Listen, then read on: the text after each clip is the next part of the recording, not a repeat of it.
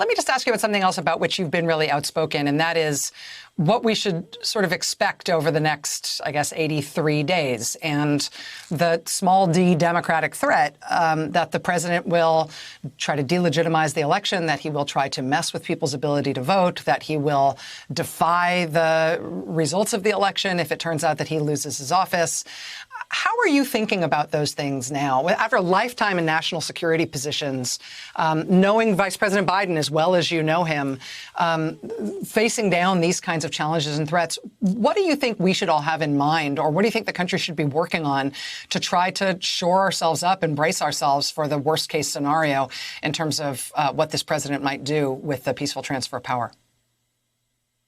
Well, Rachel, this is an extraordinary circumstance that we find ourselves in. We've never, at least in our lifetimes, had a president of the United States who has told us that he may not abide by the results of the election, has told us that he may seek to delay the election itself, has told us that he's going to cast doubt on the legitimacy of mail-in ballots and go out of his way to make it as hard as possible for Americans to exercise their constitutional right to vote.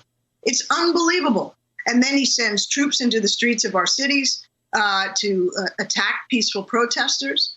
The range of possible threats that he poses to our democracy is truly quite mind-boggling. And I think it's really important for the American people to be aware of this. And that's before you get to what we understand now from our intelligence community, the Russians continue to do and have stepped up their efforts to interfere in our elections with, it seems, the blessing of Donald Trump, who has said he would accept foreign help in the election and has refused to call out Russia on any number of things, least of all its involvement in the 2020 election. And so the American people, first of all, have to be aware. Secondly, I believe we have to come out and vote no matter what, hopefully through absentee ballots where that's deemed to be the safest way, through early voting, but we have to vote, and the result should be overwhelming. The more resounding the outcome, the harder it is for Donald Trump to manipulate and obscure a potential loss. And we just have to be super, super vigilant to all of these different scenarios.